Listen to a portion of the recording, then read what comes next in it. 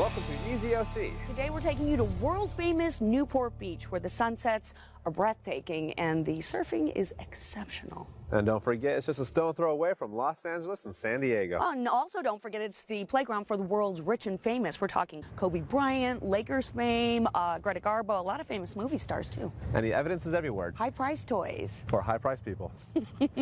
Whoa, you guys, y'all forgot about John Wayne. You see, in 1965, he was looking for an escape from Tinseltown. He settled in Newport Beach, where he discovered his new love, the wild goose.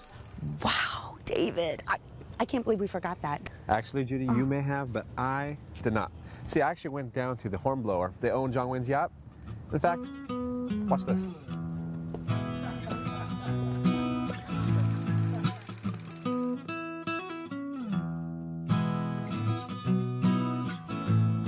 Captain Sean. How are you, Kevin? Welcome to Hornblower Cruises and the Wild Goose. Very pretty boat. Thank you so much. We're very proud of the old girl. Now, the first thing I noticed, though, is the brass plate there. Yeah, absolutely. John Wayne had those installed pretty much for cosmetic reasons alone. So the anchor, as they're pulling it up and down, wouldn't scratch the front. Yeah. Gotcha. So all this time I thought maybe it was designed for, like, ramming those mines. But not quite, not quite. All right. Would you like to head down to the ship? Excellent. She was built in 1943 as a United States Navy minesweeper. The YMS 328 she was built, and she served in the Aleutian Islands up in Alaska.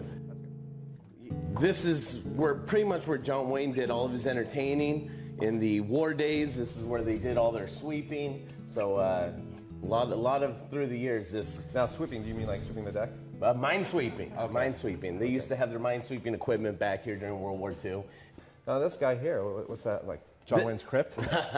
Not quite, not quite. There's actually a couple VIP suites down here that John Wayne, used during a lot of his trips to Catalina and stuff. So everyone from Ronald Reagan to the Rat Pack, and so on, all stayed in these staterooms down. It's kind of cramped. Oh, never mind. It actually opens up, as you can see right here. Yep. There's two actually very spacious suites down there. Very cool. This was a little bit different in John Wayne's days, and that and John Wayne always had it closer to the war days. It just had little ladders that went up on either side. Gotcha. So the grand staircase was added in about 1990, with the addition of actually this part of the ship that we're walking into now, which is the art gallery, obviously. This particular portion, yeah, quite a bit of the art on board, which either commissioned by Frank Torillo, who's a well-known Western landscape artist, or Pilar Wayne, who was John Wayne's widow. Really? So she actually painted, huh? Absolutely, she still does.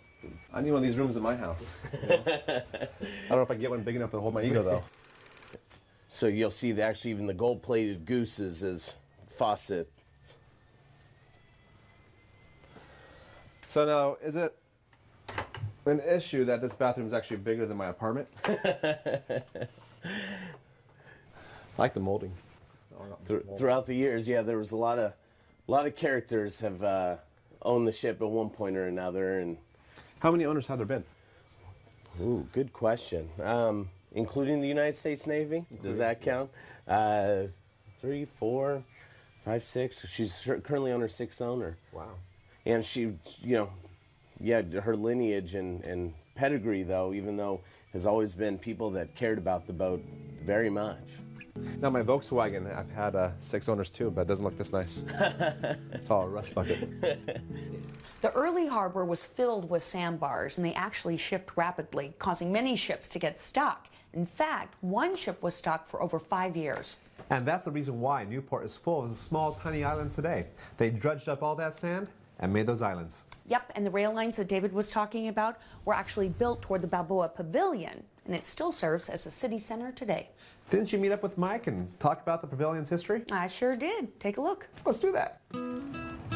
We're at the home of the historic Balboa Pavilion now, and here to tell us all about it and all the fun things you can do here is the marketing director, Mike Donegan. Thank you so much for being with us today. Well, Judy, thanks so much for coming down. We really appreciate it. We love to show off the building. Well, it's a beautiful building to show off, and we're going to get to that. But let's talk about one of the main things, one of the main attractions here is the Catalina Flyer. Absolutely. Tell us about the Catalina Flyer. Well, they've been here for over 40 years. Wow. Operating out of this area, and what they do is once a day we go over to Catalina Island Now, we're the largest passenger carrying boat to the island. We carry about 600 people when we're full, and we take them over there and spend about 6 hours on the island, then we bring them back.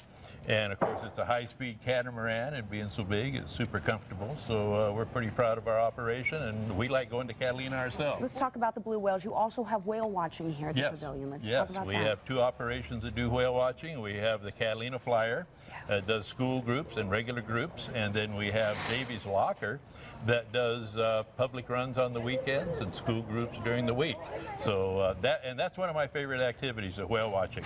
It's just so exciting and so much fun, and you're right there with them, you know. And in fact, I saw killer whales one time, and it's just a story I tell all the time. It's wonderful. There's something very prominent outside this area that you wanted to show me. This is one of our oldest friends here. Let's see. This is our Indian chief, the old cigar store Indian. Wow. And he has a lot of character and quite a history to him. Frequently, probably 20 years ago, we would lose this guy. Someone would kidnap him, and then they'd ransom him back to us for a couple of harbor cruise tickets or a trip over to Catalina Island. We finally bolted him down because, you know, it's just he was gone more than he was here.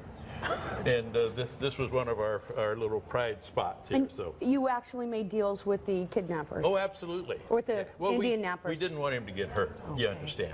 All right. Don't get any ideas. All right. Let's move on. We've got a lot of history to cover. Terrific. Should we go inside and we can see the Harborside restaurant? You know, Judy, I should shoot over there and hitch a ride at Catalina Island. You absolutely should. You've never been there, and it's beautiful. I never have, no. Okay. As long as they don't wear those bathing suits we saw in those photographs. Hey, they were kind of sexy. Yeah, you would say that. Yeah. Speaking of swimsuits, guys, you need to check this out. In 1923, there was a beach ordinance that specified that a woman's swim skirt must not exceed 10 inches from her kneecap. Failure to follow this ordinance was unacceptable to Tom Robinson, and at the ripe old age of 68, he did not use a tape measure. His method was the laying of his own 2 hands upon the legs of women. After all, he was a self-proclaimed swim inspector. However, in 1925, a number of ladies protested the inspector and his methods. Petitions circulated, and both were removed from the beach. How about that? That was a special treat. Well, it is amazing what you learn if you ask the right people. You're absolutely right. We're out of time, everybody. Thank you so much for watching Easy OC. And remember, history is made every day, so go out and make some.